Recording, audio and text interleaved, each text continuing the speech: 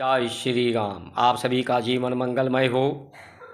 राम मंदिर में खाली विग्रह बनकर ही नहीं, बल्कि राम रश्मि के रूप में सूर्य की किरणों के रश्मि करते हैं। रस के रूप में जो सूर्य के प्रकाश से वायु, आकाश, अग्नि, जल, पृथ्वी के द्वारा के संयोजन से रस बनता है। सीता धरती से उत्पन्न हुई हैं। सीता यानी शक्ति, शीतलता, जो अन्न के रूप में जिससे रस बनता है। राम शब्द के रूप में रकार और रा से रकार, माँ से मकार के रूप में है। सीता शक्ति के रूप में आप सभी के अंदर विद्यमान हैं। नारी, इन नारियों में शरीर के जो ये नारी है उसमें प्रवाहित हो रहे हैं।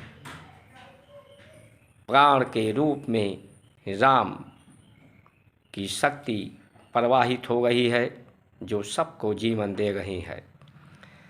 बगैर राम के, बगैर सीता के यही जीवन के मूलभूत आधार हैं। इनके बगैर किसी का जीवन चल ही नहीं सकता। लेकिन ये सीमित इंद्रियां और शरीर की सीमित आयु क्षमता के कारण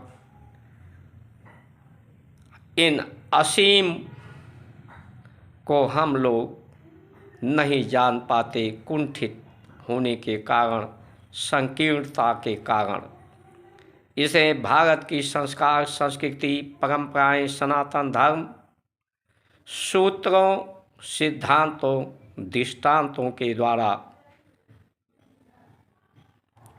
पवित्र करके आचरण से गंगा, गौ, गीता, विद्या इनके मूलभूत आधार हैं। इनके द्वारा इस सीमित को असीम किया जाता है। इनका, राम का, सीता का चरित्र और चिंतन, आचरण सब में आए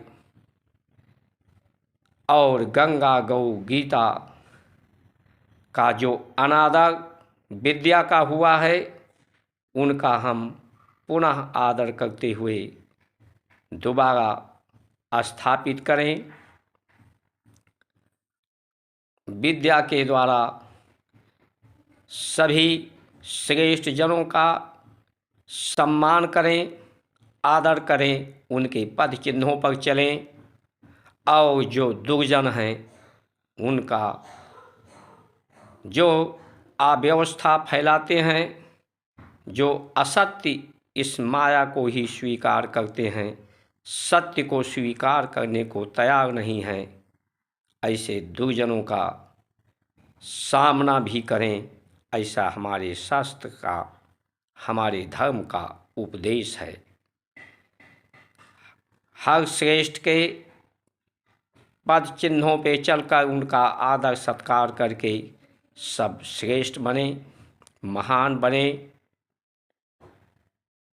सब में प्रेम हो, सौहार्द हो। ये भारत में हिंदी भाषा है। रा और माँ का उच्चारण किए बगैर कोई ऐसा व्यक्ति नहीं है जिसके मुख से दिन में रा और माँ ना निकलता हो। फिर राम का विरोध कैसे हो सकता है? कोई ऐसा व्यक्ति नहीं जिसके शरीर में रस ना बहता हो। कोई ऐसा व्यक्ति नहीं जिसके शरीर में सूर्य की रश्मि ना पड़ती हो, उसे शोषण ना करता हो। यानी अज्ञानता के कारण इन राम का विरोध है। इन अज्ञानता को अपने आचरण से, सूत्र से, सिद्धांत से, अपनी परंपराओं से, गौ, विद्या, श्रम, दान से श्रम दान सेवा शरीर के द्वारा श्रम होता है, इस श्रम को दान करें, दूसरों के उपकार के लिए लगाएं। ये शरीर इंद्रियां कुंठित हैं, अपकारी हैं, इन्हें उपकारी बनाएं। ऋषियों मनीषियों महापुरुषों ने इस धर्म की रक्षा के लिए अपने प्राणों की आहुति देकर जो उपकार करके ऋणी किया है भारत को, उनके ऋणों से इनकी पुनः आदर करके स्थापना करके ऋणों से मुक्त हूँ, दुखों से मुक्त हूँ। जय श्री राम।